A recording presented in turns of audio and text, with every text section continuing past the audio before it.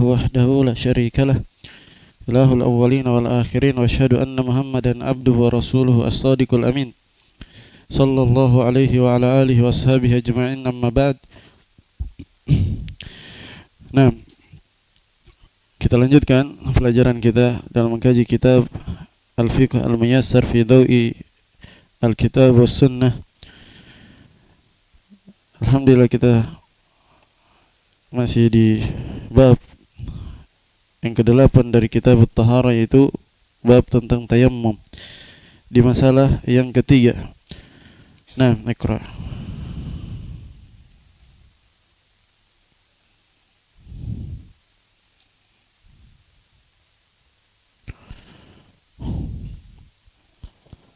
Bismillah. Alhamdulillah wassalatu wassalamu ala nabiyyina Muhammad wa ala alihi wa ashabihi wa man tabi'ahum bi ihsanin ila yaumiddin, amma ba'd. Qala al-musannifun rahimahullahu ta'ala, al-mas'alatu ats-tsalitsatu mubtilatu at-tayammumi wa hiya al-asya'u allati tufsiduhu wa mubtilatuhu thalathatun. Awalan, yabtulu at-tayammumu an hadatsin asghara bi mubtilatil wudu'i wa an hadatsin akbar bimujibatil ghusli min janabatin wa haidin wa nifasin, fa idza tayammama an hadatsin asghara thumma bala aw tagawwata batala tayammumuhu lianna tayammuma badalun anil wudu'i wal badalu lahu hukmul mubdali wa kadha tayammumu anil hadatsil akbari. Thaniyan, wujudil ma'i in kana tayammumu li adamihi liqaulihi sallallahu alaihi wasallam, fa idza wajadtal ma'a fa amissahu basaratak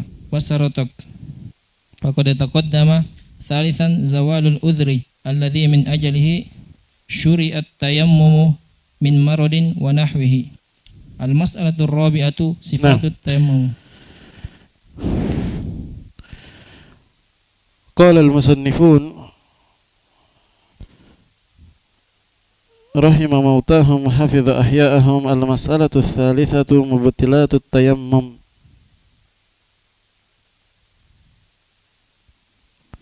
Nah, mubtilatu ndak ya Fauzan?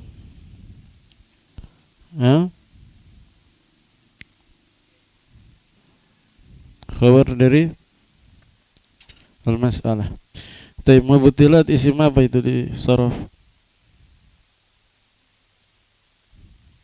Isim fa'il. Nah, jama' apa?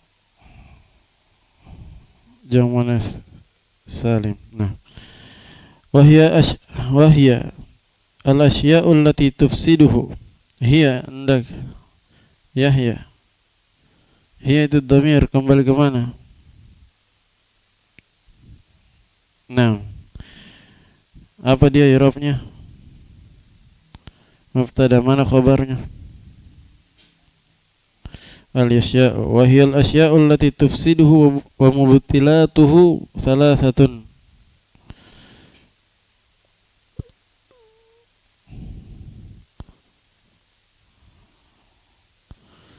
Al-mubtilatul ula yabtulu tayammumu an hadatsin asghara bimubtilatil wudu. Asghar indak arham, apa itu? Yang mana? Asghara apa? Na'at. Apa i'rabnya? I'rab majrur, kenapa?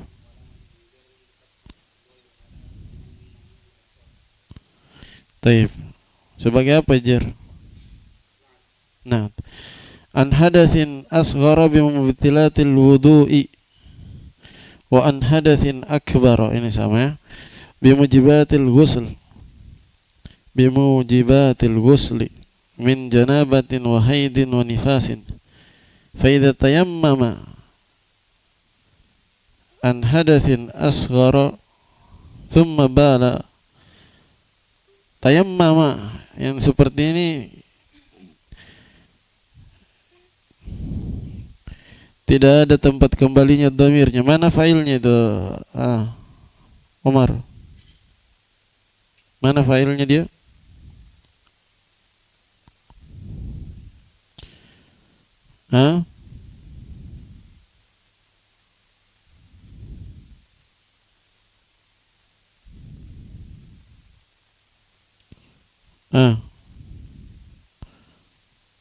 Failnya tayammum.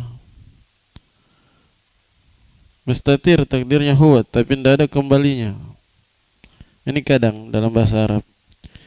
Dalam bahasa Arab kadang tidak ada tempat kembalinya, tapi dimaklumi maksudnya ahadun. Maksudnya apa? Ahadun. Paham ya? Fa idza tayammama yani fa idza tayammama ahadun gitu. An hadatsin asghara thumma bala au taghawwata. Sama semua. Semuanya ditakdirkan ahadun. Batala tayammumuhu. Tayammumuhu. Apa dia Umar? Fa'il dari isim apa itu? Masdar dari tafa'ala ya tafa'alu tafa'ulan. Lianna tayammuma badalun indak. Badalun khabar anna sant anil wudu' wal badalu lahu hukmul mubdali wa hukmu indaka maulana. Kenapa rafa? Mana mubtada? Tayyib hukmul mubdal isim apa itu? Isim maf'ul. Tayyib. Wa kadza tayammumu anil hadatsil akbari.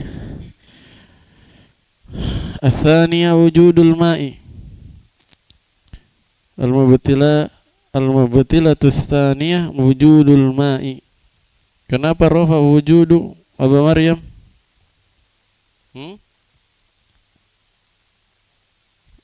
Khabar, mana mubtadanya?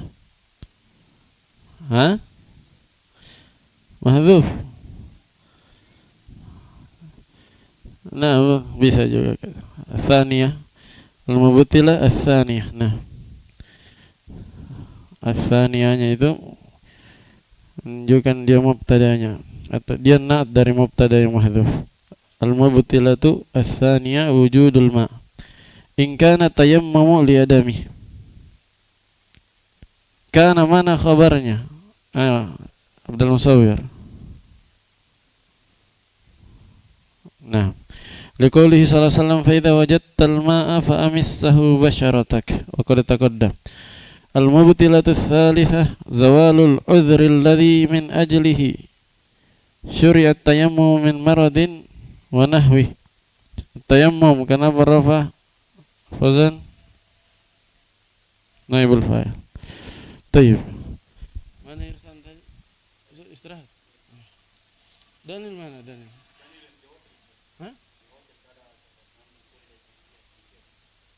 Siapa pengantin siapa? Oh. Tayyib. Kalau banyak kegiatannya Daniel. Kalau kasih tahu kalau tidak terlalu penting jangan ikut. Kalau darurat baru ikut. Tayyib.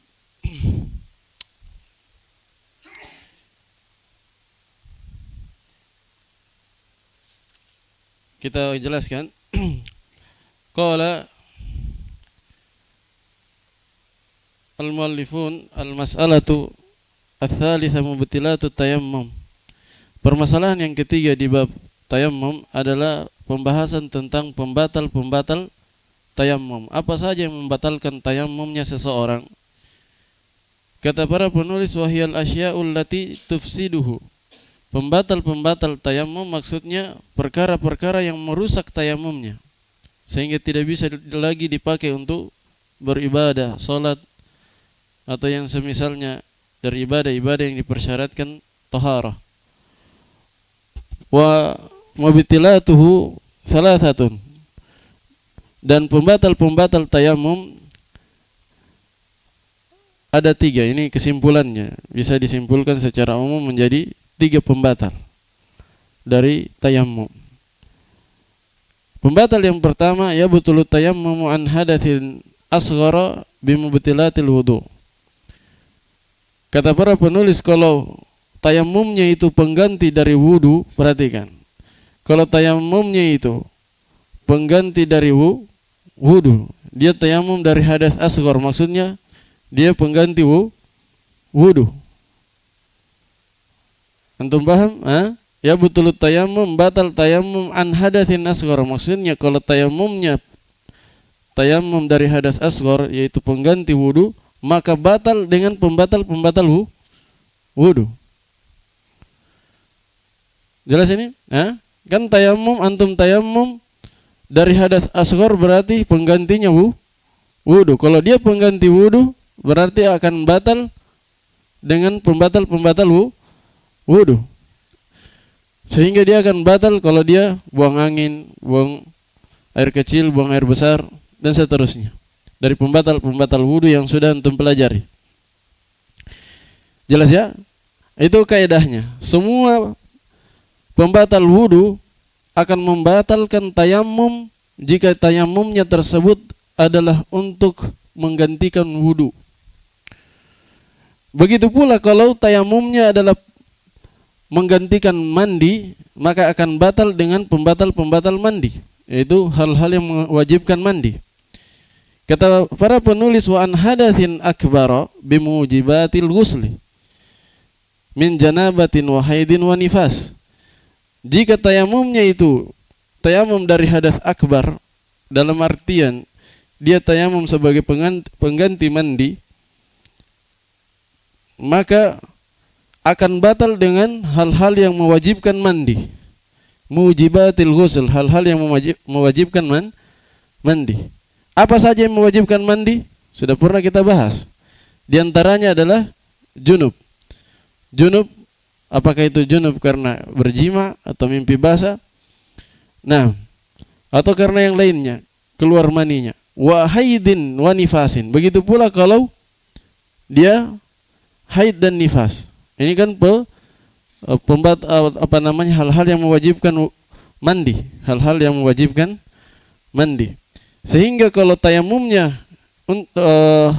dia lakukan sebagai pengganti mandi, berarti tayamum tersebut akan batal juga dengan hal-hal yang mewajibkan mandi. Fa idza tayammama an hadatsin asghara thumma bala aw taghawwata batala tayammumuhu. Sehingga apabila dia tayamum dari hadas asghar, dia tayamum sebagai pengganti dari wudu. Kemudian dia kencing atau dia buang air besar, taghawwa atau buang air besar, batala tayammumuhu, maka batal tayamumnya. Lianna tayammuma badalun anil wudu, karena tayamum di saat itu dia sebagai penggantinya wudu. Kan tayamum dari hadas asghar berarti pengganti apa? Pengganti wudu. Sehingga batal dengan buang air besar, buang air kecil, buang angin. Wal badalu lahu hukmul mubdal, dan dimaklumi bahwa pengganti itu mengambil hukum yang digantikannya. Nah, badal pengganti mengambil hukum apa yang dia gantikan. Nah, ini adalah kaidah. Sebagaimana wakil, dia menduduki kedudukannya siapa? Yang mewakilkan, ya kan? Wakil menduduki kedudukan yang mewakilkan. Pengganti menduduki kedudukannya yang digantikan. Wa kadza tayammumu anil hadatsil akbar, demikian pula tayamum dari hadas akbar, maksudnya dia akan batal dengan pembatal mandi atau hal-hal yang mengharuskan mandi, seperti keluar mani atau berjima atau mimpi basah atau haid dan nifas bagi perempuan. Taib.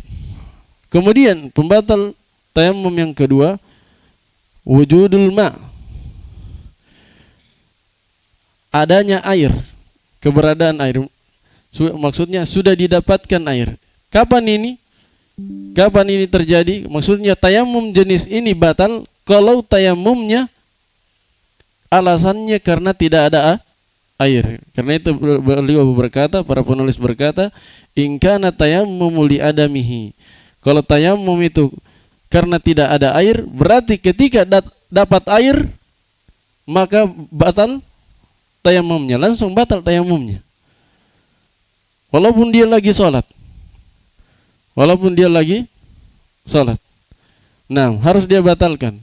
Jadi misalnya dia tayamum kemudian sholat. Di pertengahan sholat sudah rakaat kedua atau ketiga, tiba-tiba ada orang teriak. Orang teriak di luar. Sudah ada air. Batalkan sholatnya.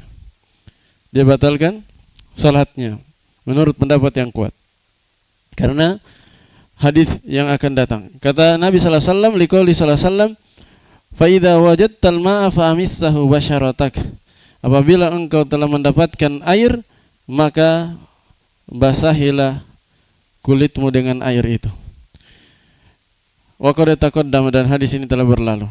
Hanya ini ada khilaf ya kalau masalah tadi di pertengahan salat. Tapi yang kuatnya dia batalkan karena sudah ada air.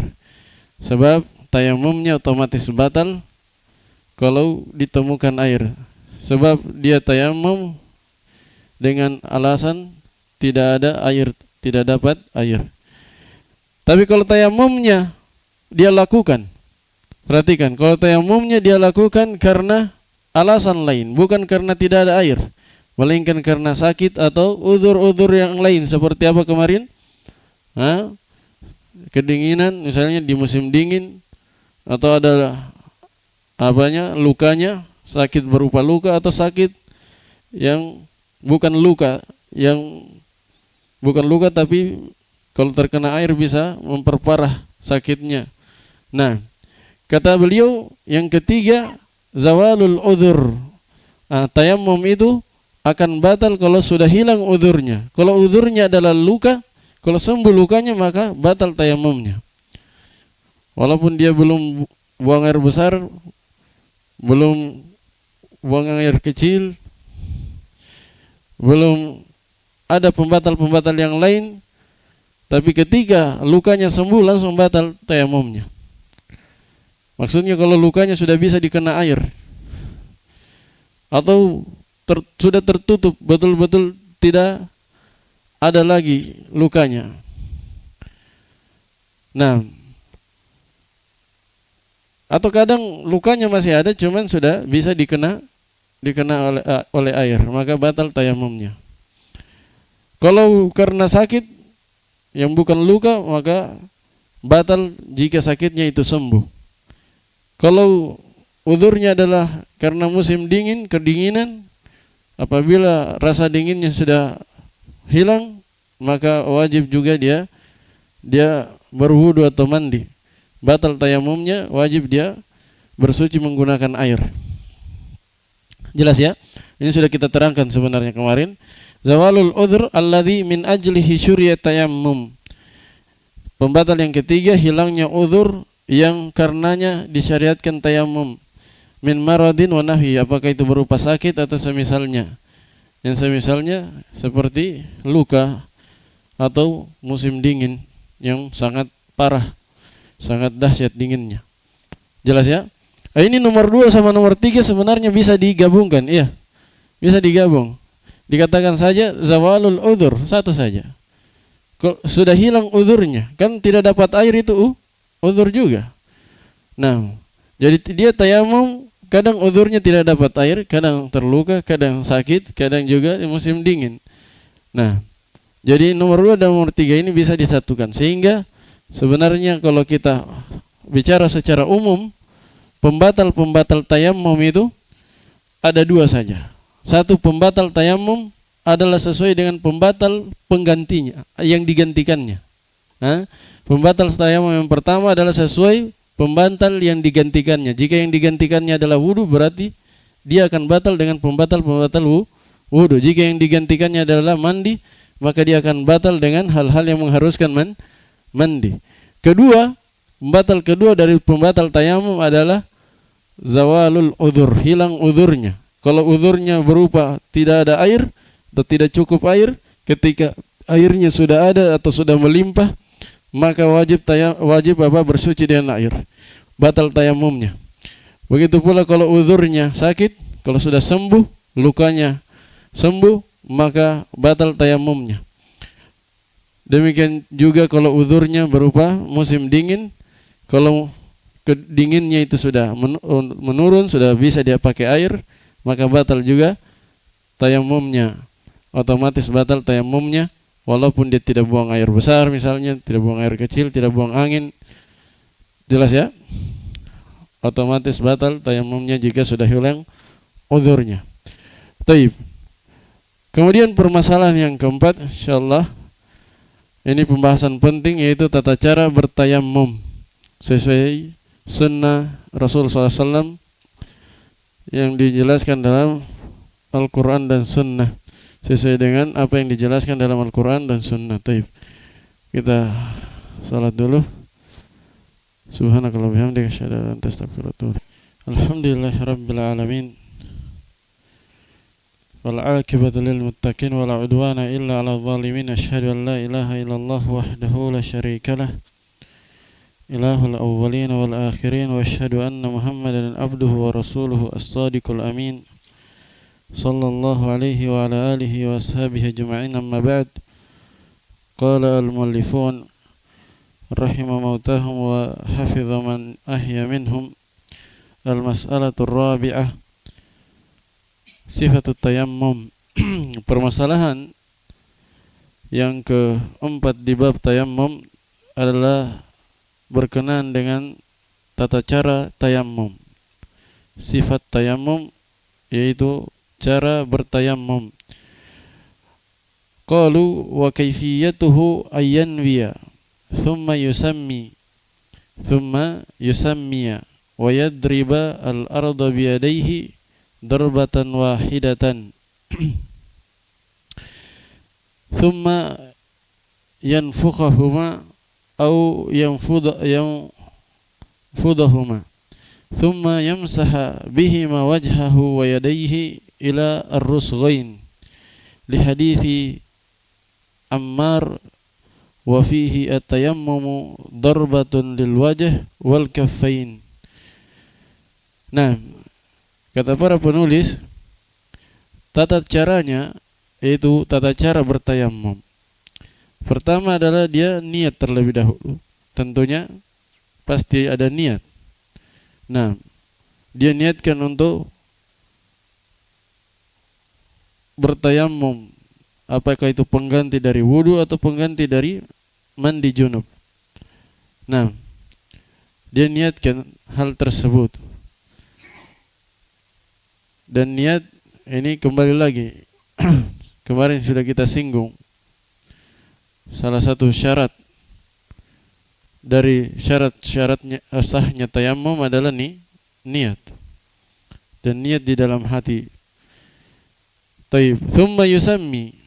Kemudian setelah itu dia membaca bismillah. Yusammi yani tasmiyah. Dia ucapkan bismillah. Bukan bismillahirrahmanirrahim, tapi bismillah saja. Taib. Adapun berkaitan dengan niat, maka niat itu syarat sahnya tayammum menurut jumhur ulama.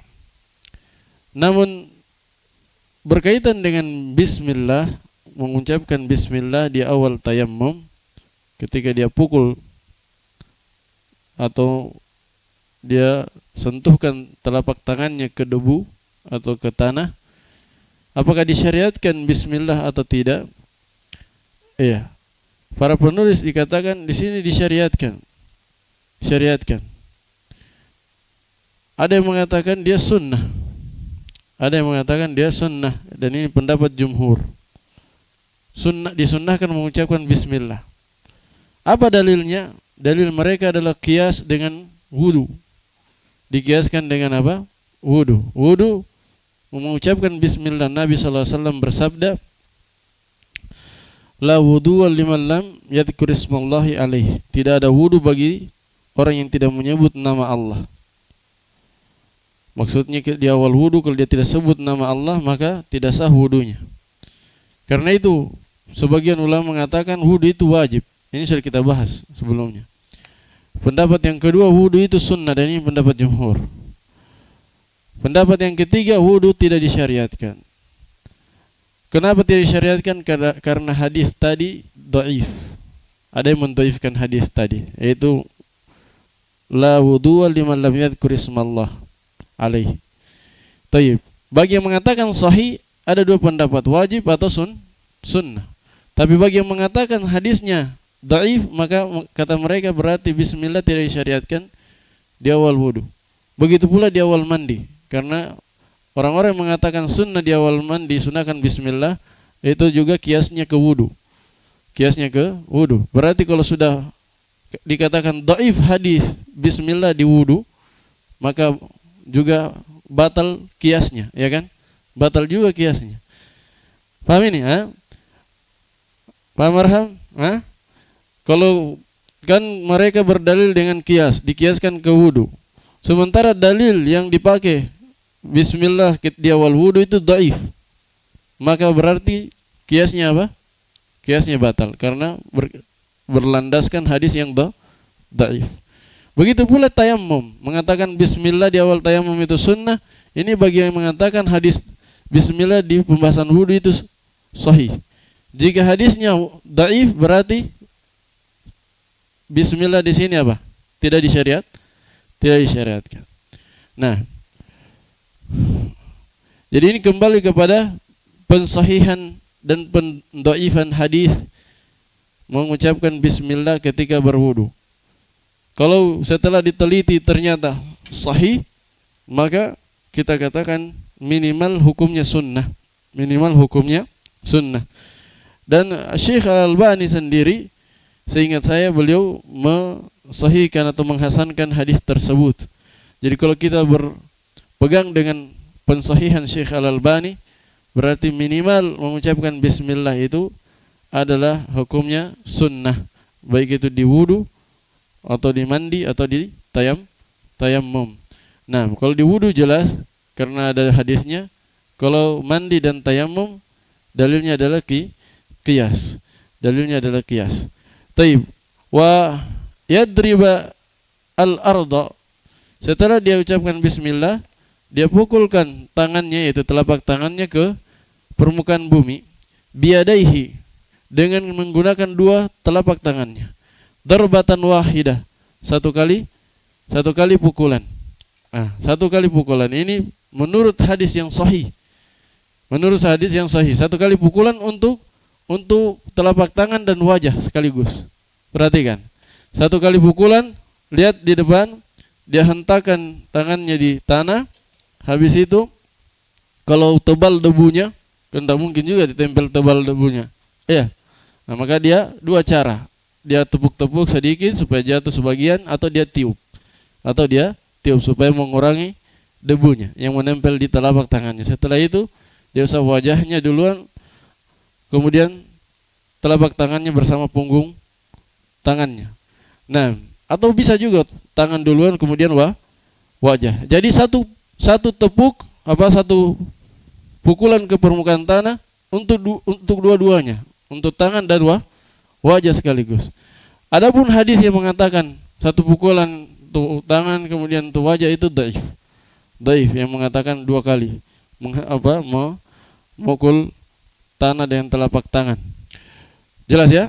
Tsumma yanfukhahuma. Ini tadi. Yang setelah dia pukul tanah, kalau tebal apanya? Kalau tebal debunya dia tiup. Yanfukha dia tiup. Au yanfudahuma, atau kalau tidak dia tepuk. Jadi diberi pilihan. Salah satunya karena datang dari sebagian hadis ada yang lafadznya ditiup, ada yang lafadznya dia tepuk-tepuk. Nah, jadi bebas di situ dia pilih antara meniupnya atau mau nepuknya supaya berkurang debunya. Tsumma yamsaha bihima wajhahu. Kemudian setelah itu dia usap wajahnya. Ini sekali lagi boleh wajah duluan atau tangan duluan. Di sini para penulis mengatakan dia usap wajahnya, wa yadaihi, dan dua tangannya, maksudnya dua telapak tangannya, ilar rusghain, perhatikan, sampai mana? Ar-rusugh, sampai pergelangan tangan, pergelangan telapak tangan, yang sendi di bawah telapak tangan, itu rusugh namanya. Jelas ya? Taib, kesini ada AC sedikit, AC-nya kasih naik apa namanya, kasih 20-an, jangan dingin.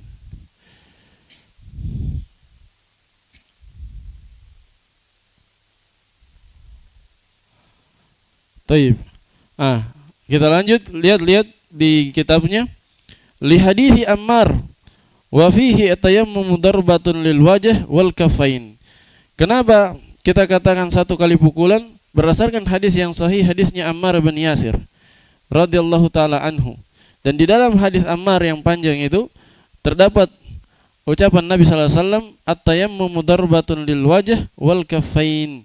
Tayammum itu satu pukulan, yaitu satu kali dia pukul tanah untuk dia gunakan mengusap wajah sekaligus kedua telapak tangan. Perhatikan, satu kali pukulan saja, satu kali dia hentakkan tangannya ke tanah. Nah, wa hadithi Ammar anna Nabiy sallallahu alaihi wasallam qala lahu inna ma kana yakfika an tasna'a hakadha fadaraba bikaffihi darbatan 'alal ardi thumma nafadaha thumma masaha bihima dhahra kaffaihi bishimalihi aw dhahra shimalihi bikaffihi thumma masaha bihima wajha. Dan berdasarkan hadis Ammar yang lain, jadi ada dua hadis Ammar. Hadis Ammar yang pertama tadi at-tayammum darbatun lil wajh wal kaffain. Dan dalilnya juga hadis Ammar yang lain, hadis kalau yang tadi riwayat Ahmad, kalau ini muttafaqun alaih. Ini yang kedua, ini muttafaqun alaih.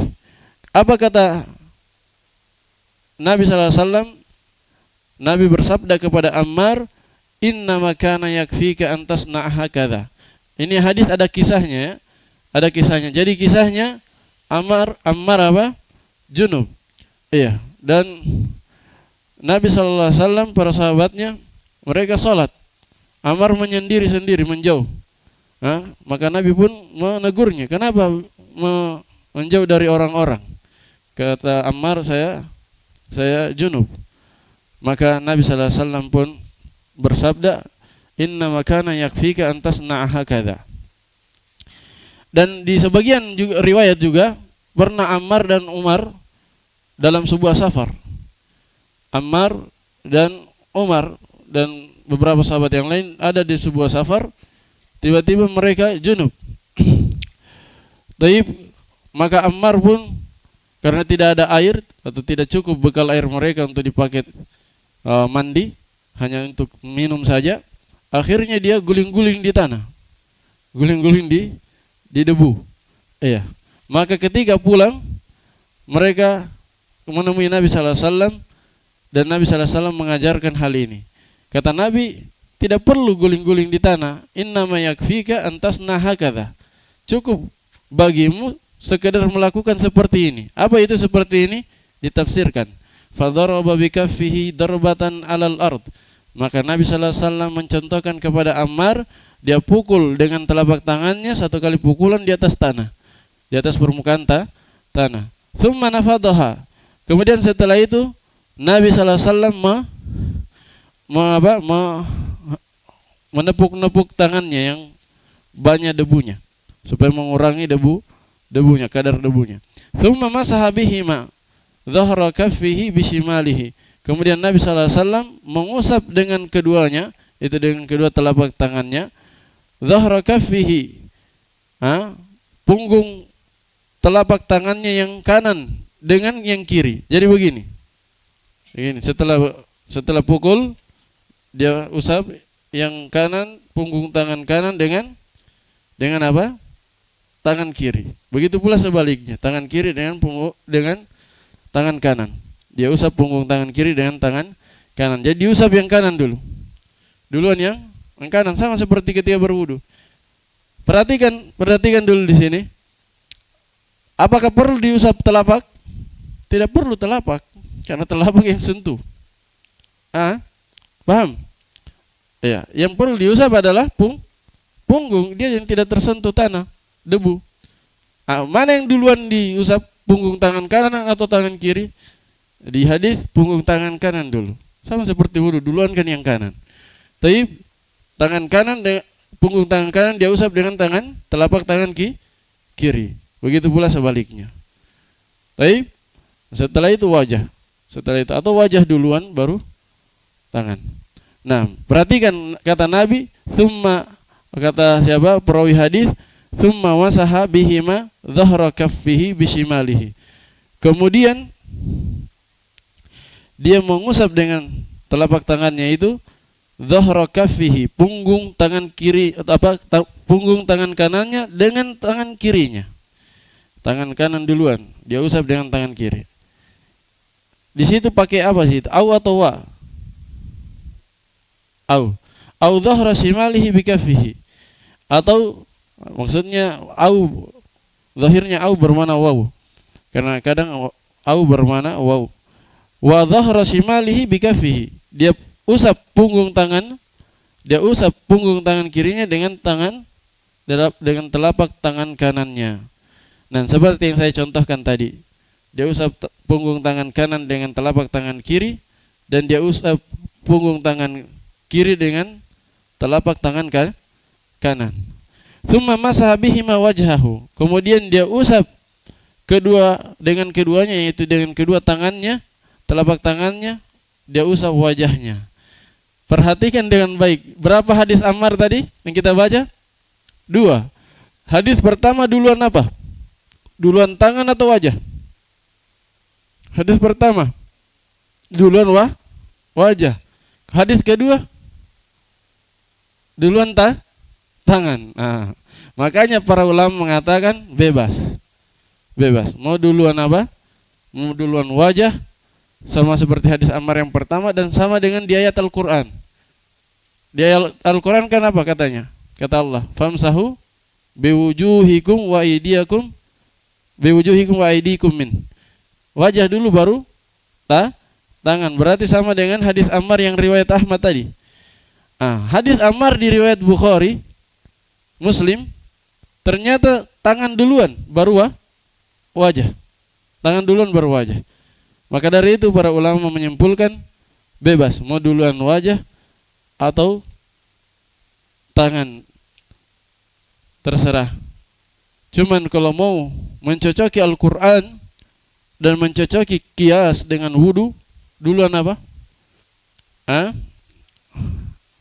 Kalau mencocoki Al-Quran dan kias dengan wudu duluan apa? Wajah atau tangan? Wajah. Itu kan kalau mencuci telapak tangan itu sunnah, yang wajah dulu. Fagsilu wujuhakum wa aydiyakum. Wujuhakum wa aydiyakum. Jadi kalau mencocoki lafaz Al-Quran dan mencocoki juga kias dengan wudu, duluan apa? Duluan wajah dulu. Tapi kalau ada yang duluan tangan, tidak ada masalah, tidak diingkari. Paham ya? Tidak diingkari. Taib, al-amru wasi'. Taib. Demikian tata caranya, paham ya? Ini cara tayamum dari apa ini? Dari pengganti wudu atau pengganti mandi? Atau dua-duanya? Jawabannya dua-duanya. Makanya hadis Ammar tadi yang kedua itu berkaitan dengan Ammar ketika junub. Ternyata tayamum pengganti mandi junub itu sama dengan tayamum pengganti wudu. Nabi katakan yakfika, innama yakfika antasna'a hakadha.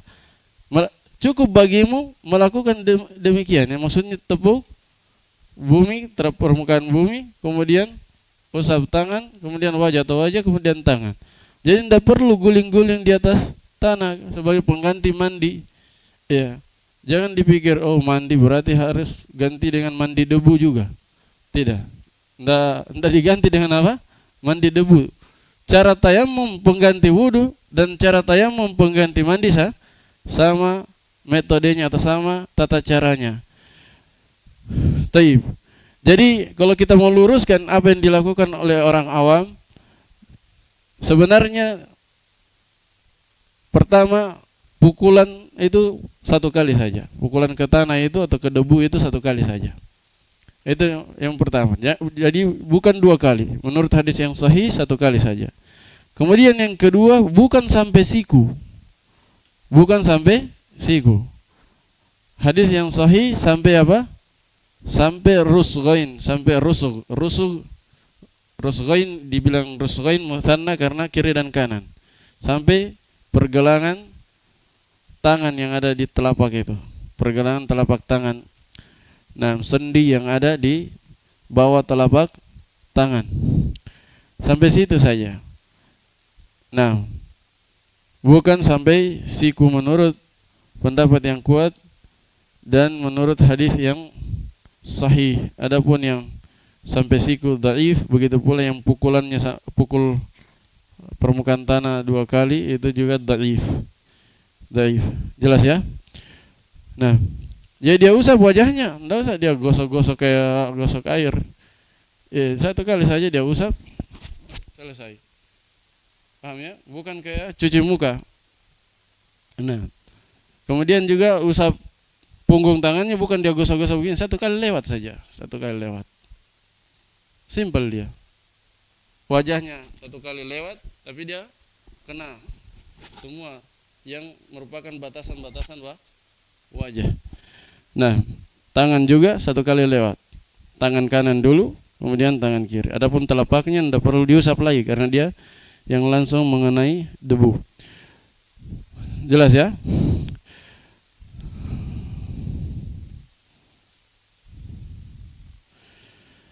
Apakah harus bahasanya di dalam hadis tadi apa? Doroba, menghentakkan, dia hentakan, dia pukul. Apakah harus dipukul? Jawabannya tidak. Itu sunnah saja. Tidak apa-apa, dia tempel saja boleh. Menghentakkan itu sunnah hukumnya. Kalau dia lakukan itu paling bagusnya karena mencocoki Nabi SAW. Tapi kalau seandainya dia tempel saja, itu boleh. Itu boleh. Asalkan tujuan utamanya adalah yang penting ada debu yang melengket di telapak tangannya, itu intinya. Nah, jadi menghentakkan tangan, dia pukulkan tangannya di atas permukaan tanah itu sunnah menurut jumhur ulama. Bukan syarat. Bukan syarat.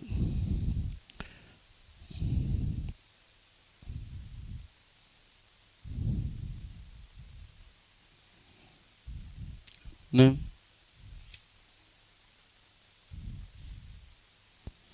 tembok yang ada debunya boleh, yang ada tanahnya yang ada debunya. Kalau tembok saja tidak boleh.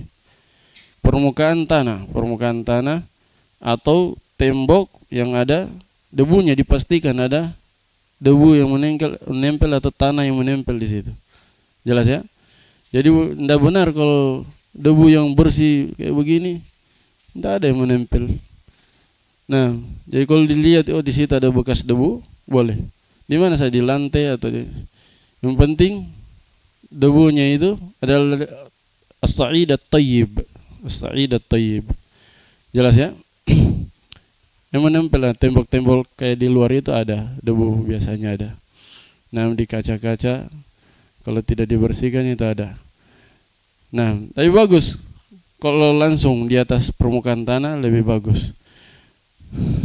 Cuman dicari tanah-tanah yang tidak ada tai kucing di situ. Kalau di luar situ banyak tai kucing. Ya boleh yang gitu. Di laci-laci banyak debu. Ya.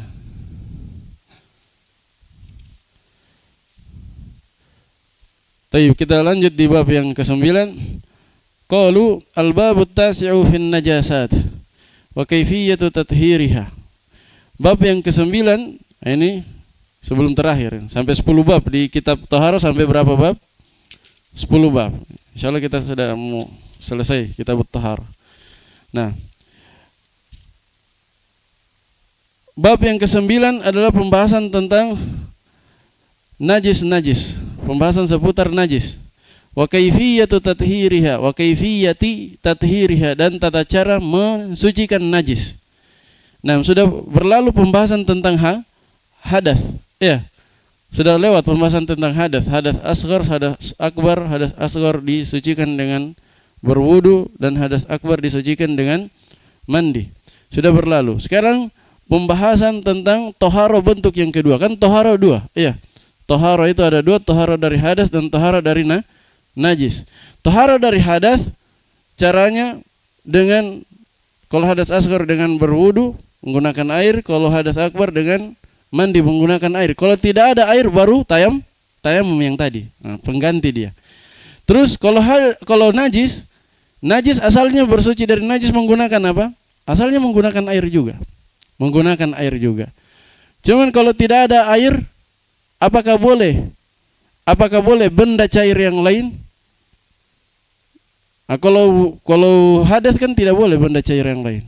Harus air. Harus apa? Air. Kalau tidak ada air baru tayammum. Kalau hadas apakah boleh benda cair yang lain? Asalnya yang dipakai itu adalah air. Ini yang asal. Kalau tidak ada air, boleh benda cair yang lain. Boleh benda cair yang lain asalkan benda cair yang lain itu dia pertama bukan hal yang berharga, dan bukan yang dipakai untuk minum. Ya. Karena kalau berharga atau minuman, itu kan bukan penggunaannya. Dia bisa dikategorikan sebagai tabdzir, mubadzir. Iya. Kalau misalnya ada benda cair lain yang bisa membersihkan najis, dia hilangkan najisnya, zat najisnya, maka boleh menurut pendapat yang kuat. Maksudnya dia dihukumi suci. Dihukumi apa? Suci. Kan membersihkan najis itu intinya adalah menghilangkan zat najisnya. Kalau terkena kencing, kita hilangkan air kencingnya. Kalau hilang berarti suci. Dengan menggunakan air atau selain air. Paham ya? Dengan air atau selain air. Bahkan para ulama membahas, kalau orang kencing di situ, kencing di luar sana misalnya di tembok, kemudian tidak dicuci, tapi berhari-hari dengan berlalunya hari, lama-lama itu hilang dengan disinari matahari dan ditiup angin. Hilang atau tidak? Hilang. Mungkin 1 bulan 2 bulan itu hilang. Paham ya? Apakah dihukumi suci nanti tembok yang pernah dikencingi tersebut? Dihukumi suci kalau sudah hilang zat najisnya, sudah tidak ada baunya di situ, sudah tidak ada cairannya. Paham ya? Dihukumi suci. Dihukumi suci. Jadi walaupun tanpa air, dengan angin, dengan terpaan sinar matahari akan hilang zatnya, maka suci. Intinya najis itu kalau hilang zatnya dan baunya, tapi begitu pula warnanya, maka suci. Ya, walaupun warnanya ini ada keringanan.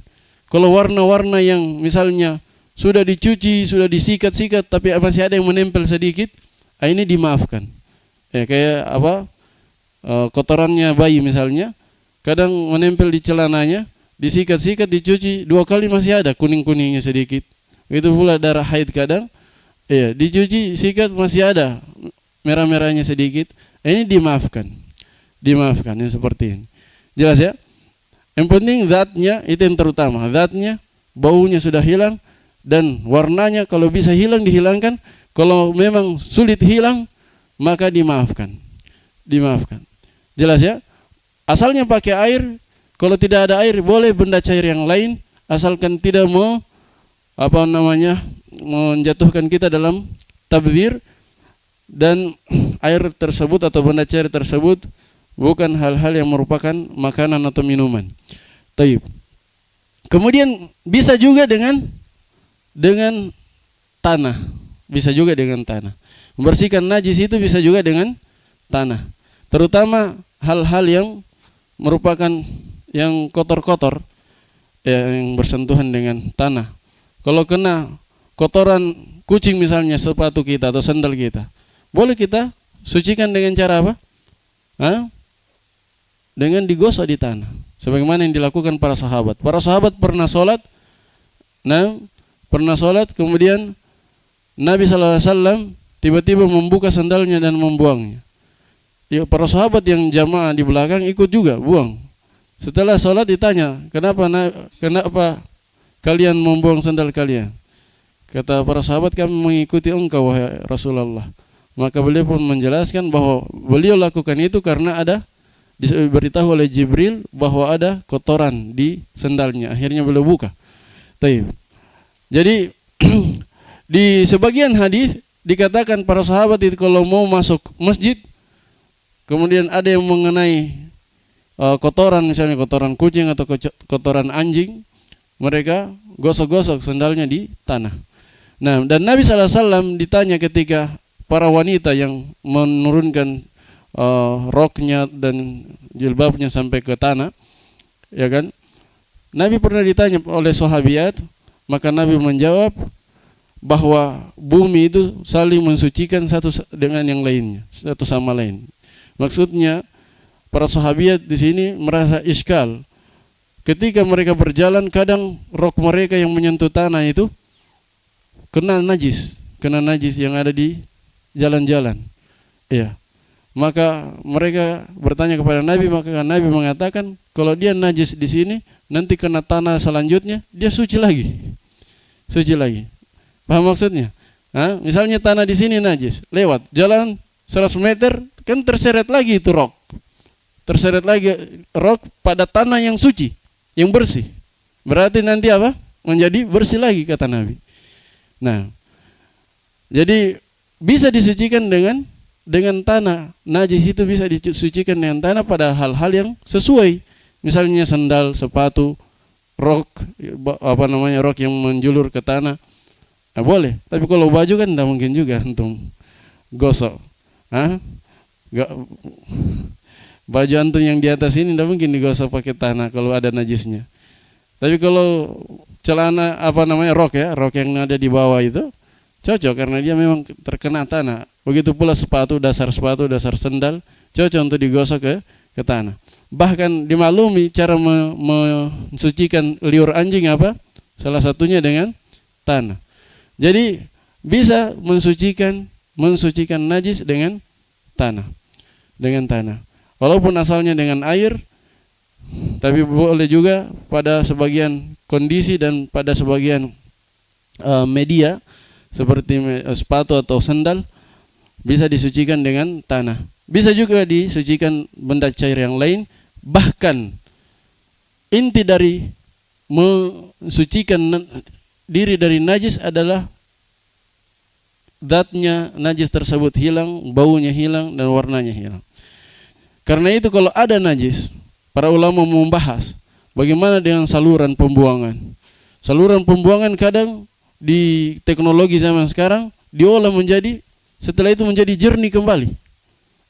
Melalui penyaringan, kemudian yang tadinya bercampur kencing apa semua di situ pembuangan, ternyata mereka bisa olah, bisa jernih sama dengan air yang ada di mata-mata air itu, jernih.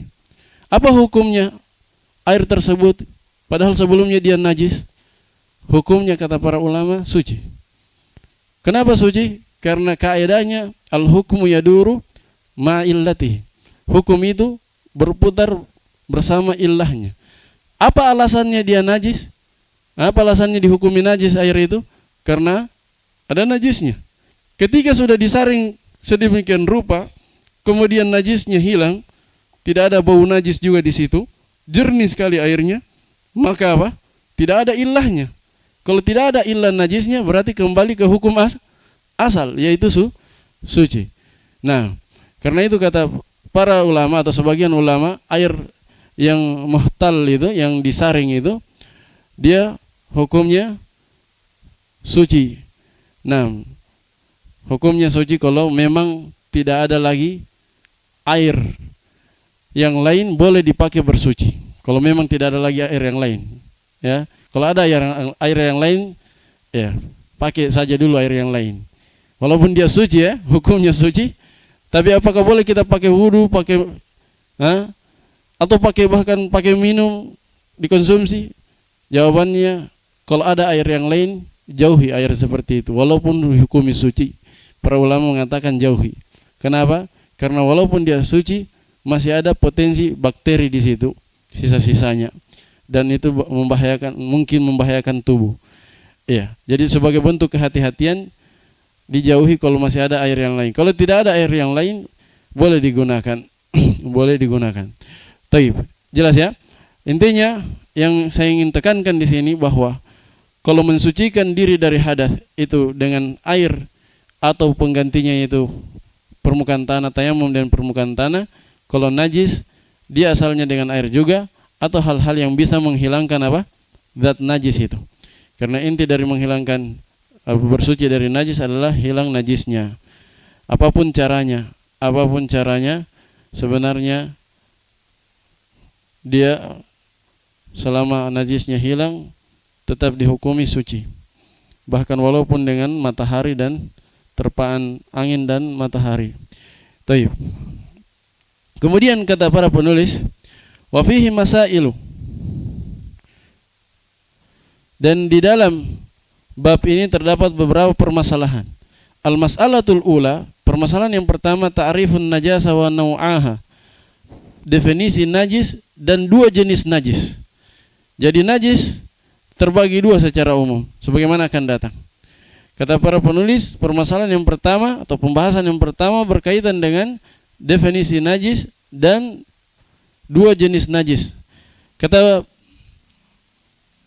para penulis, an-najasatu hiya kullu ainin mustakdziratin amara syari'u bijtinabiha. Ini definisi secara istilah sebenarnya. Secara bahasa dulu, an-najasa lughatan al-qadharah. An-najasa lughatan al-qadharah. Al-qadharah. Najis secara bahasa adalah al-qadharah. Qadharah, kotoran. Kotoran. Nah,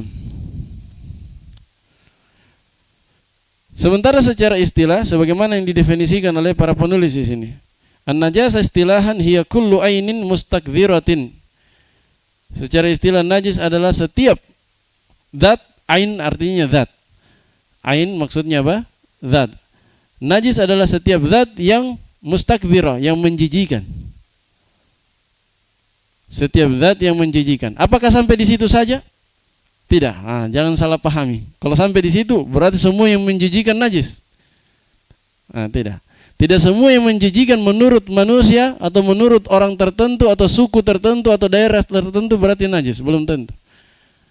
Dia najis itu zat yang menjijikan syar'an amara syari' bijtinabiha. Zat yang menjijikan yang syariat itu perintahkan untuk dijauhi. Jadi kalau menjijikan menurut daerah tertentu belum tentu najis. Contoh misalnya, contoh yang paling nyata, belalang. Belalang itu kalau kita orang Sulawesi banyak yang jijik, ya kan, memakan belalang. Kalau di Jawa sana banyak yang makan, tidak jijik mereka. Paham ya? Apakah karena anggapan kita menjijikan serta merta langsung belalang itu najis?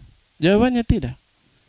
Yang najis itu kalau menjijikan menurut syariat. Syariat yang memerintahkan kita untuk berbersih darinya atau menjauhinya.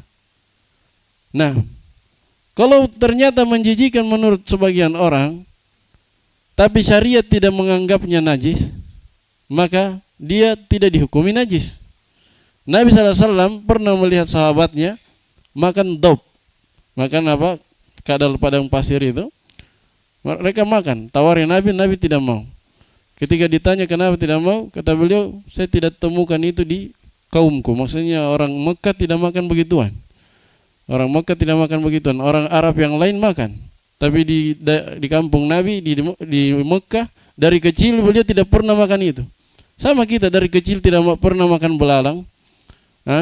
Kalau ditawari belalang ya pasti merasa jijik. Tapi apakah dob itu dia najis? Jawaban tidak. Buktinya Nabi membiarkan para sahabatnya makan. Beliau tidak larang. Beliau biarkan para sahabatnya makan dob, walaupun beliau sendiri merasa apa?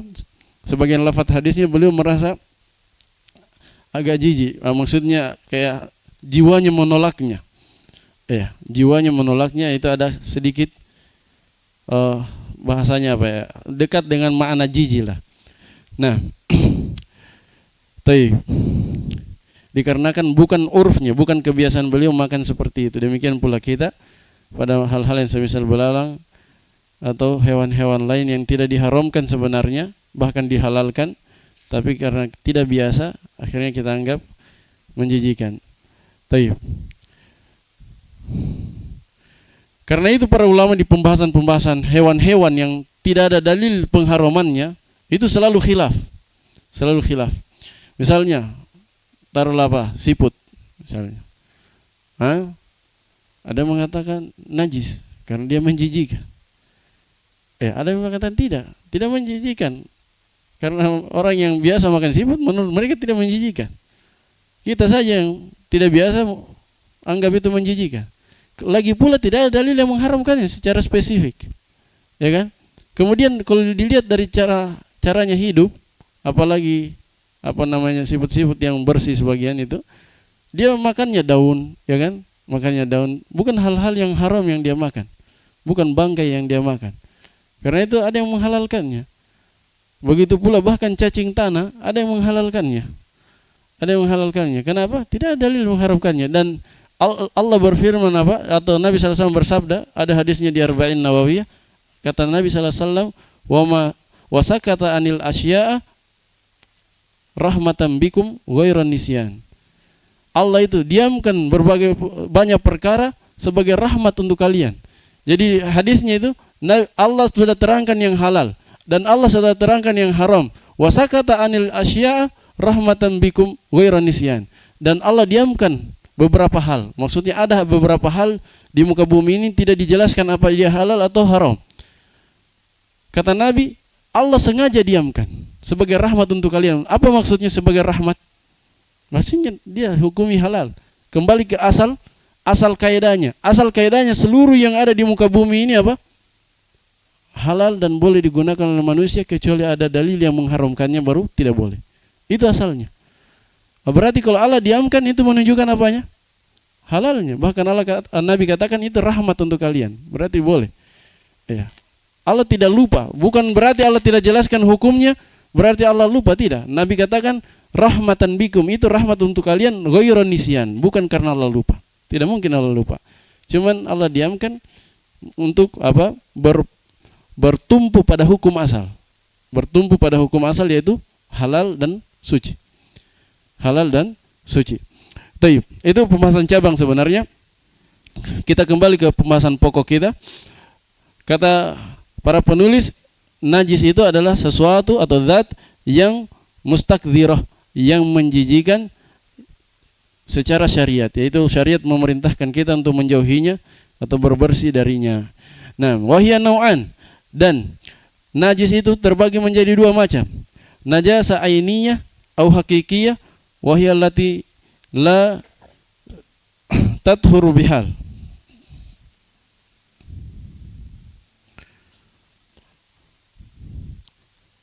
Lianna ainaha najisatun karuthil himar wad dam wal baul. Pertama adalah najis ainiyah. Najis ainiyah.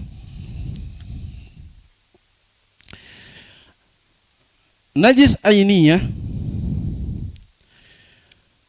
atau yang dinamakan juga najis hakikiyah adalah najis yang tidak bisa suci bihal, dalam keadaan apapun dia tidak bisa disucikan.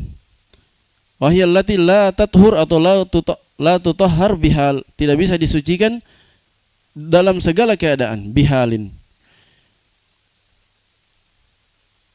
Seperti apa itu? Tayyib, kata para penulis, lianna ainaha najisah. Kenapa tidak bisa disucikan? Karena zatnya dia najis. Bagaimana cara disucikan kalau dia zatnya sudah najis? Misalnya, rauthil himar, kotorannya himar. Kotorannya himar antum bisa sucikan. Antum cuci berapa kali dia tetap kotoran. Paham maksudnya? Atau lebih nyata daripada itu. Misalnya bagi para ulama menghukumi babi dan anjing itu apa? Najis. Babi dan anjing najis. Antum cuci itu, kasih mandi itu anjing dan babi sampai mati kedinginan pun dia apa? Tetap najis. Ya kan? Tidak bisa apa? Disucikan dalam segala keadaan. Tidak bisa disucikan. Ini namanya najis hakikiyah ainiyah. Maksudnya zatnya najis. Bagaimana cara mau disucikan kalau zatnya najis? Beda dengan najis yang kedua nanti, hukmiyah. Hukmiyah itu seperti ini. Meja ini misalnya suci atau najis? Suci. Ketika kejatuhan kencing misalnya, kencing bayi, dihukumi najis. Pakaian saya suci. Ketika dikencingi oleh anak bayi, anak kecil, dihukumi najis ini pakaian saya.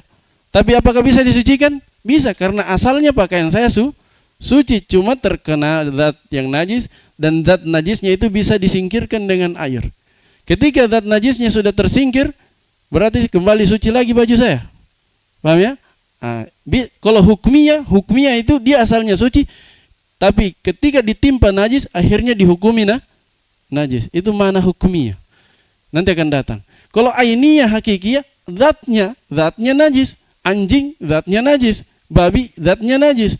Kalau dia najis zatnya, mau cuci berapa kali pun itu anjing, babi kasih mandi sampai mati kedinginan, dia tidak akan suci. Jelas ya? Taib. Begitu pula darah misalnya. Darah yang mengalir ya. Darah yang banyak yang mengalir, terutama darahnya hewan yang mengalir. Kalau darah manusia khilaf, tapi kalau darah hewan yang mengalir itu seperti ketika kurban misalnya, potong. Darahnya itu adalah najis menurut kesepakatan ulama. Adapun darah manusia yang banyak terluka misalnya, apakah darahnya najis atau tidak, ini khilaf di kalangan para ulama, akan datang pembahasannya sebentar. Taib. Begitu pula baul, kencing. Kencing tidak bisa disucikan kencing, kecuali kencing yang bercampur dengan air. Kencing yang bercampur dengan air satu ember. Kencing terkena kejatuhan kencing di situ. Bisa disucikan airnya? Bisa. Kencingnya tidak bisa. Kalau antum kencing dalam botol tidak bisa disucikan itu kencing. Tapi kalau ada air dalam botol itu antum kencingi, kemudian mau disucikan airnya bisa. Caranya adalah dengan ditumpahkan air lain. Tumpahkan air lain sehingga kencingnya tadi akan keluar, terdominasi dengan air. Dikenal dengan an-nazaf atau sab. Jadi air dalam ember.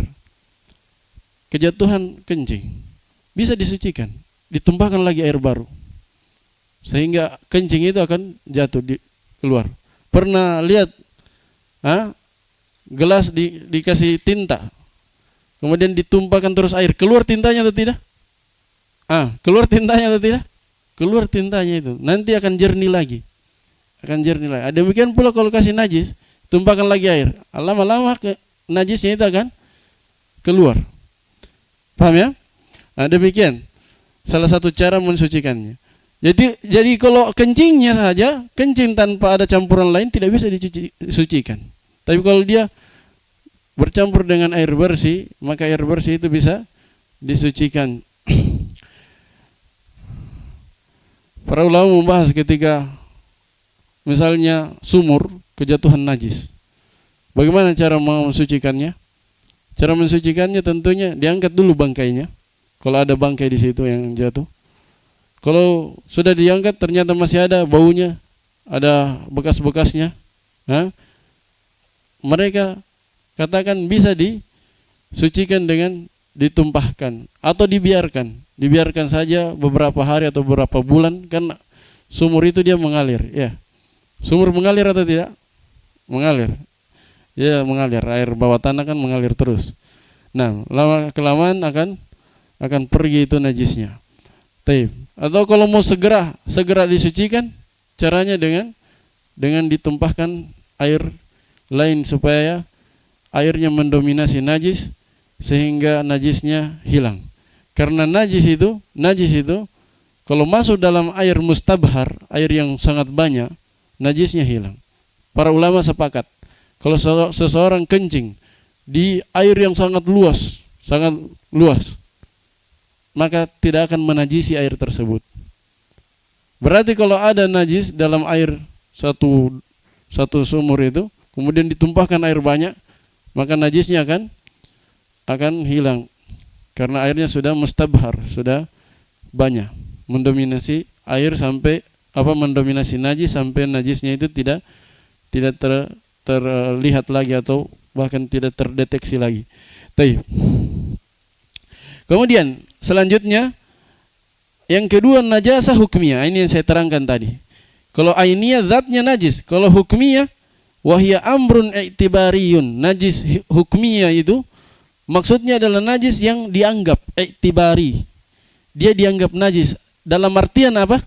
Dihukumi najis setelah kejatuhan najis. Yaqumu bil a'dha. Najis dianggap najis yang ada pada anggota badan. Atau apa? Ada pada pakaian atau ada pada lantai tempat ibadah. Nah, bisa di badan, najis itu bisa menempel di badan, ya kan? Di kulit, bisa menempel di mana? Pakaian, bisa menempel di lantai. Di sini para penulis menyinggung kalau najisnya ada di badan.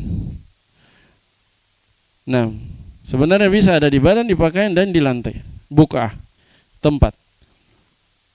Taib. Jadi dia amrun itibari, najis itu adalah perkara yang dianggap najis, maksudnya dia dihukumi najis yang ada pada badan, yang mana najis tersebut yamna'u min sihhatis shalah, mencegah seseorang, mencegah dari keabsahan salat.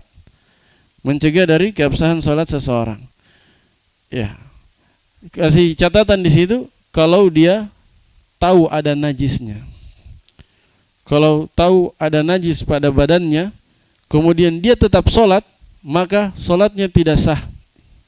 Menurut keumuman para ulama, hampir sepakat para ulama. Taib. Kalau dia tahu ada najis, tetap sholat, maka sholatnya batal. Tapi kalau dia sholat, dia tidak tahu kalau ada najis di badannya, setelah sholat baru dia lihat ada najis, maka sholatnya sah. Sholatnya sah. Nah, jelas ya, karena ada kemungkinan najisnya itu muncul atau dia tertempel di badannya setelah selesai sholatnya. Tapi kalau dia sebelum sholat dia tahu ada najis di badannya, cuman dia tidak mau hilangkan, atau di pertengahan sholat dia lihat ada najis, cuman dia tetap lanjutkan, nah ini batal sholatnya. Tapi kalau dia tahu ada najis menempel di kakinya misalnya setelah sholat, baru dia lihat kakinya, oh ada najis, itu sholatnya yang tadi tetap sah. Kenapa? Karena masih ada kemungkinan najisnya itu menempel setelah selesai sholat yang dia lakukan. Nah, karena itu para ulama mengatakan kalau dia tidak tahu sampai sholatnya selesai, maka sholatnya sah. Sholatnya sah. Nah, wa yamna'u min sihhatis shalah, mencegah dari keabsahan salat. Wa yashmalul hadath al-asghar, dan najis hukmiyah itu mencakup hadath asghar juga.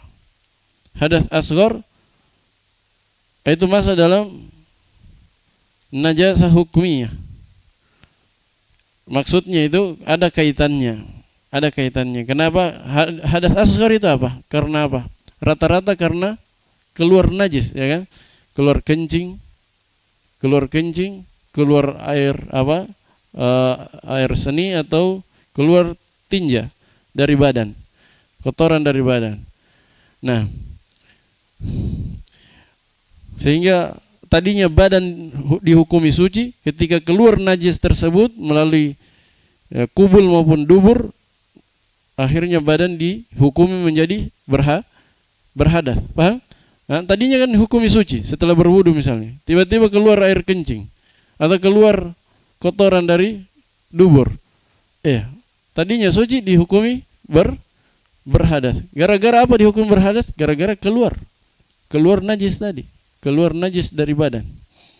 Taib.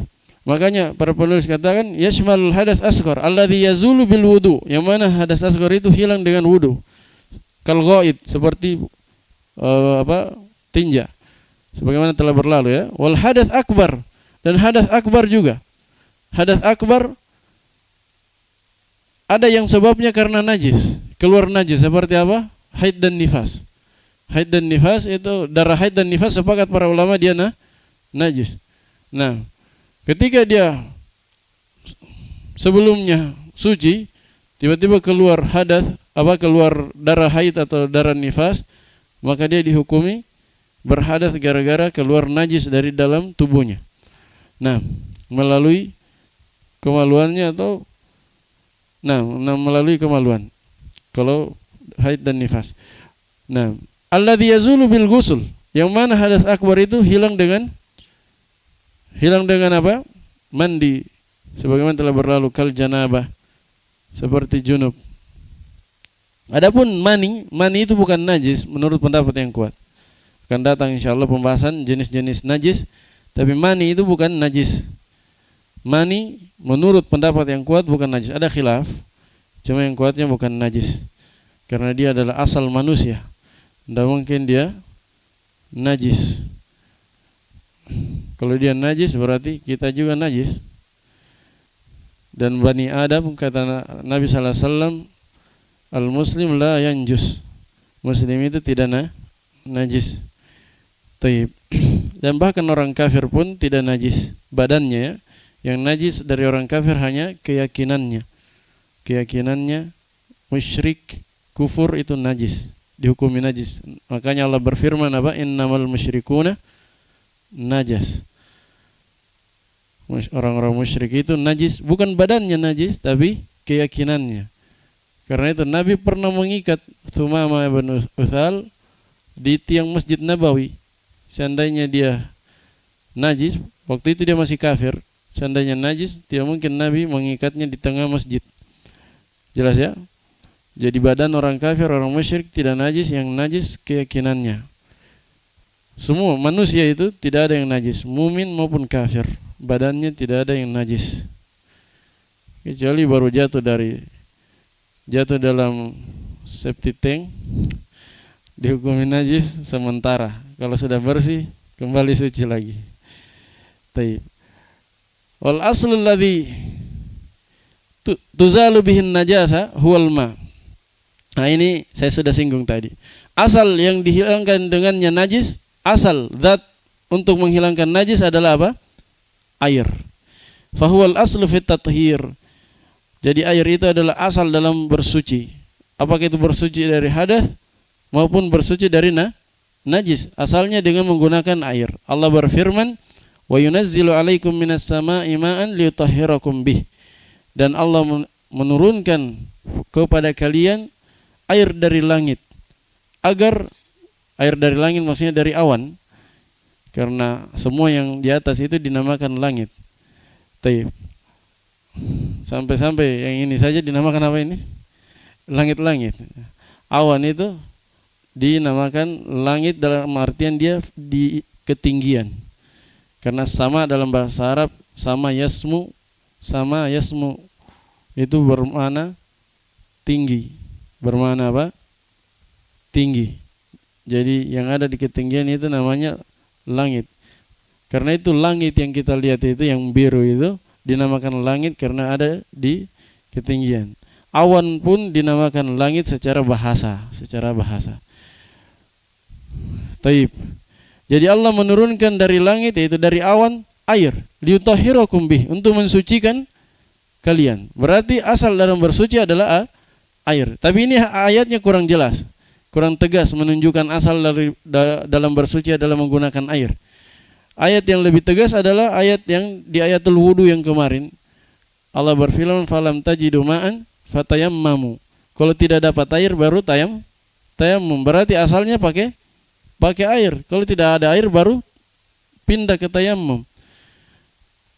Sehingga pemahamannya bahwa asal dalam bersuci menggunakan air terlebih dahulu, kalau tidak ada baru cari penggantinya. Nah, wahya ala thalathati aqsam, dan najis itu terbagi menjadi 3 lagi. Kalau tadi dibagi 2 secara umum. Kemudian di sini najis terbagi 3. Yang terbagi 3 ini najis yang mana? Saya tanya, najis yang hakiki, ainiyah, atau yang hukmi? Yang hukmiyah. Jadi yang antum tulis di situ, wahiyah. Dia kembali ke nomor 2, najis hukmiyah, najasa hukmiyah. Bukan najis secara umum.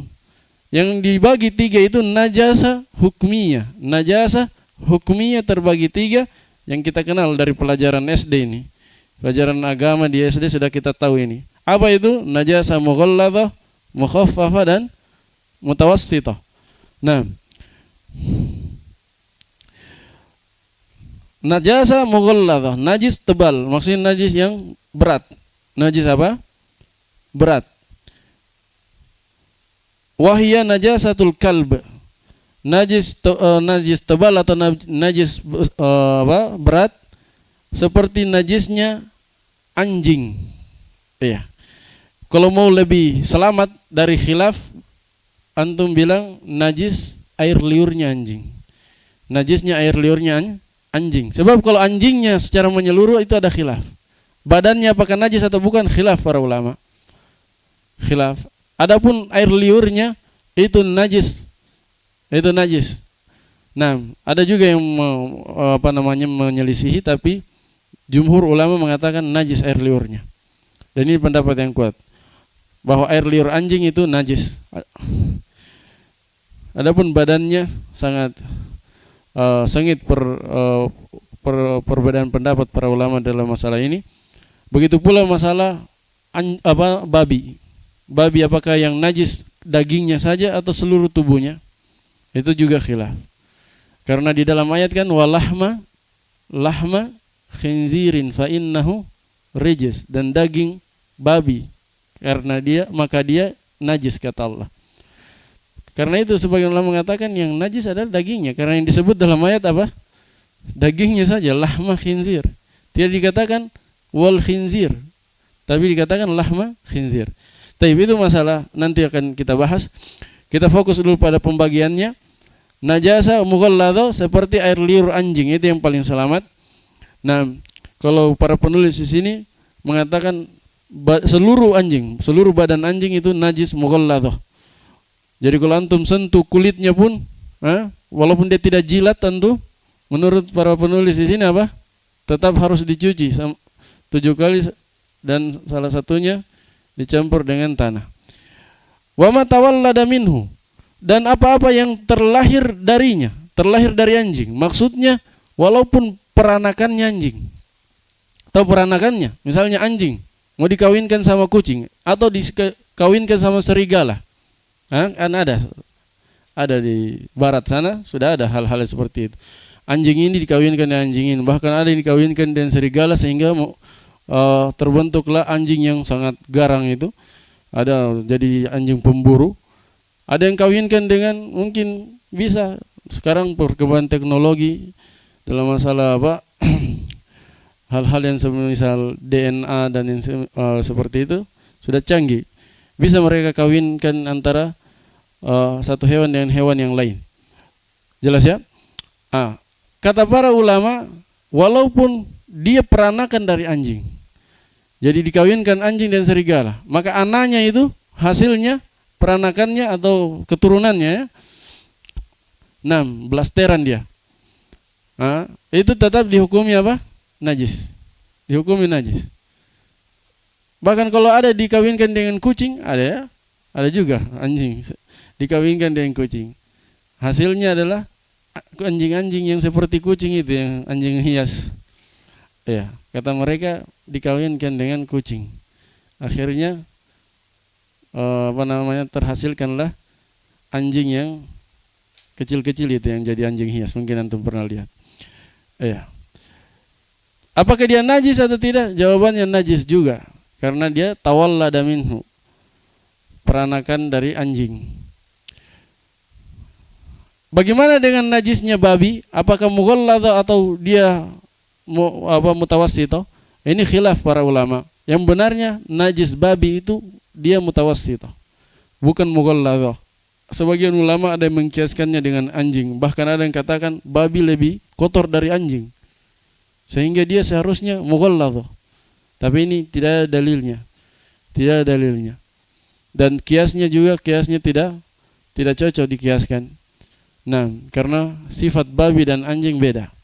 Walaupun secara keseharian memang babi itu berada di tempat-tempat kotor, tapi kan kadang bukan itu ilahnya.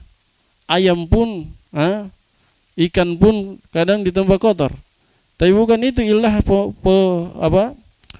dia dihukumi najis bukan karena dia ada di comberan.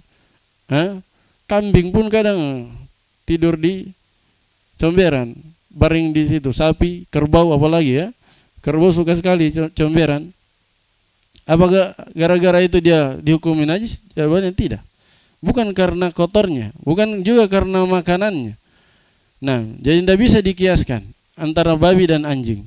Karena itu pendapat yang kuat, yang najis mughalladha itu hanya anjing, atau lebih selamat air liur anjing. Air liur anjing, karena hadisnya adalah berkaitan dengan air liur.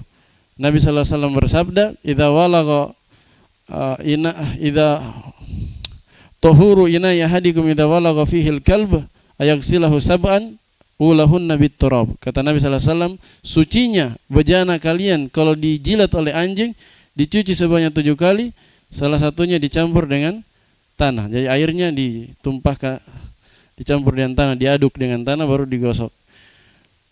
Paham ya? Sebagian orang salah paham, kira tanahnya tidak, airnya dicampur dengan tanah sehingga menjadi apa? Menjadi apa itu? Lumpur ya, menjadi lumpur. Nah, digosok di bejana, setelah itu dibilas 7 kali. Makanya yang bagusnya tanah itu di urutan pertama. Tanah yang dicampur air urutan pertama supaya dibilas setelah itu 7 kali.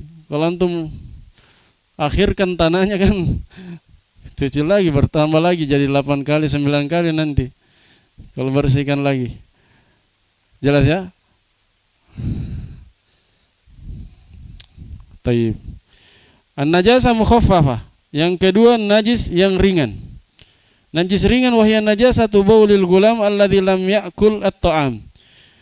Najis ringan adalah najis berupa najis kencingnya anak laki-laki, bayi laki-laki yang belum makan makanan. Maksudnya belum makan makanan bukan artinya belum makan sama sekali.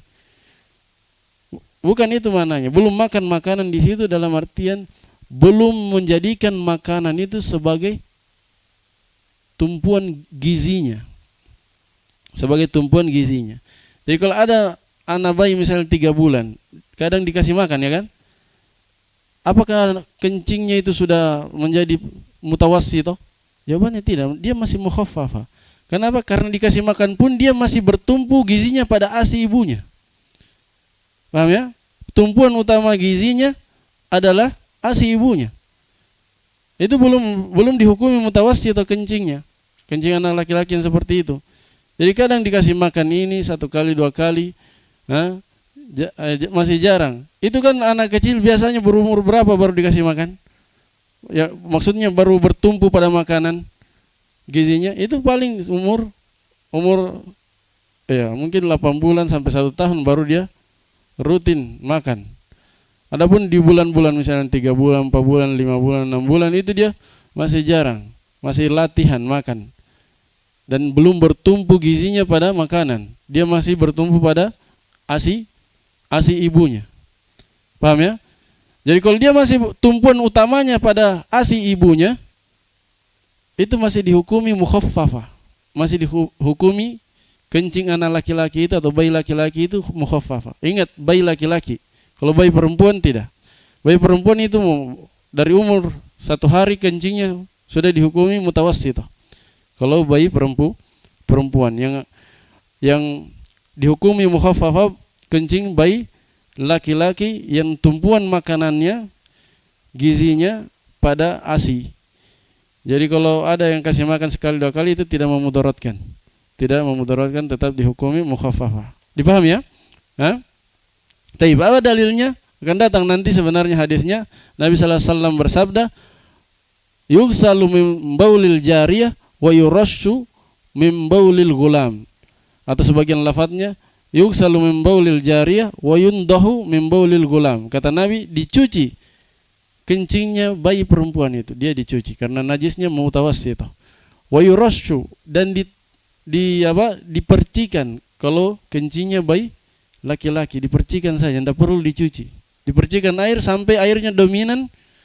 Misalnya kencing di baju, saya gendong kencing di baju saya, dan kencingnya saya tahu, oh bagian sini saja kencingnya tadi. Saya tumpahkan air di situ, habis itu saya peras, selesai. Paham ya? Atau saya percikan saja, tidak perlu saya tumpahkan, saya percikan. Saya percikan sampai airnya lebih dominan daripada kencingnya. Maka itu sudah suci. Karena dia najisnya najis ringan. Begitu pula di antara contoh najis ringan akan datang najis madhi. Madhi yang keluar ketika melakukan muqaddimah pendahuluan dengan istri untuk berjima, keluar kadang cairan 1 tetes 2 tetes, itu dihukumi najis, tapi najisnya ringan, bukan mani. Mani dimaklumi mani keluarnya. Ini kadang keluar dia ketika ingat sesuatu yang berkaitan dengan perempuan lawan jenis, dia ingat, dia pikir, atau dia melakukan pendahuluan suami istri, maka keluar cairan-cairan itu. Ini namanya madhi dan dia dihukumi apa? Najisnya ringan. Sebagaimana hadis Ali bin Abi Thalib. Ali bin Abi Thalib beliau katakan, saya adalah lelaki yang paling sering keluar madhinya. Maka saya pun malu bertanya kepada Nabi. Kenapa malu? Karena istrinya putrinya Nabi SAW. Iya.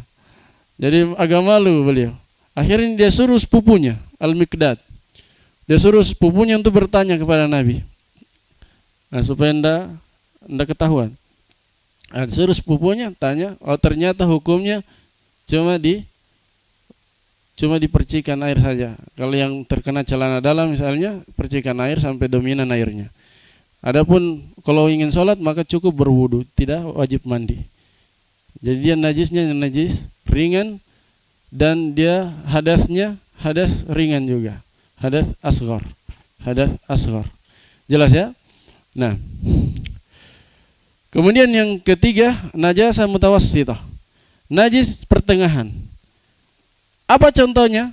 Kan kalau najis yang berat, contohnya air liur anjing. Najis pertengahan, contohnya apa? Najis ringan, contohnya apa tadi? 2 tadi saya sebut. Kencing laki-laki, anak laki-laki atau bayi laki-laki yang masih bertumpu pada ASI ibunya, dan juga madhi. Berarti najis mutawassithah selain 3 itu. Selain 3 tadi, selain air liur anjing, selain madhi dan kencing bayi laki-laki, itu semuanya mutawassithah. Kencing bayi perempuan mutawassithah. Apalagi kencing bayi, orang dewasa mutawassithah. Tinjanya, kotorannya juga mutawassithah. Babi juga mutawassithah menurut pendapat yang kuat. Dan seterusnya. Nah, semuanya mutawassithah. Yang paling banyak itu najis mutawassithah.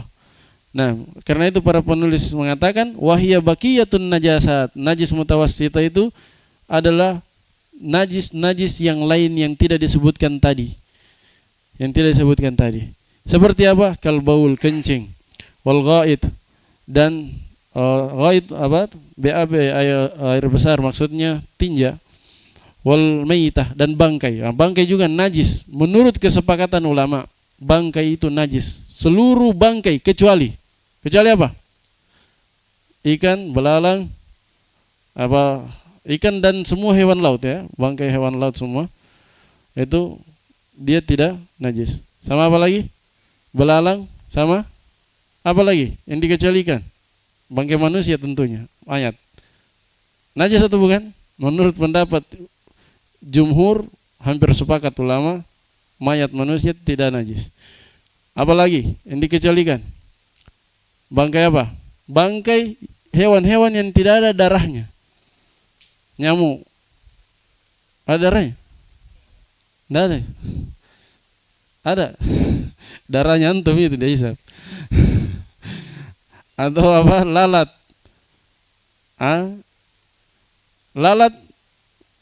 Lalat bangkainya najis atau tidak? Tidak, jelas. Ada hadis khususnya dia. Nabi katakan kalau masuk di gelas dikasih apa? Kasih tenggelam, mati ya kan?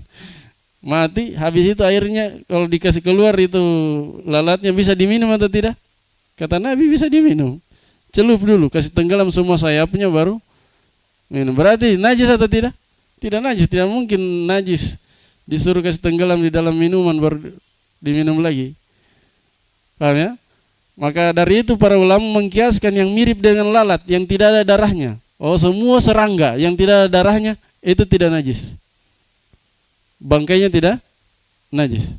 Semua serangga yang tidak ada darahnya, semut bukan najis. Ya. Apalagi semua serangga, intinya serangga yang tidak ada darahnya, darah merahnya itu. Jelas ya? Nah, itu pengecualiannya. Berarti berapa tadi pengecualiannya? Belalang.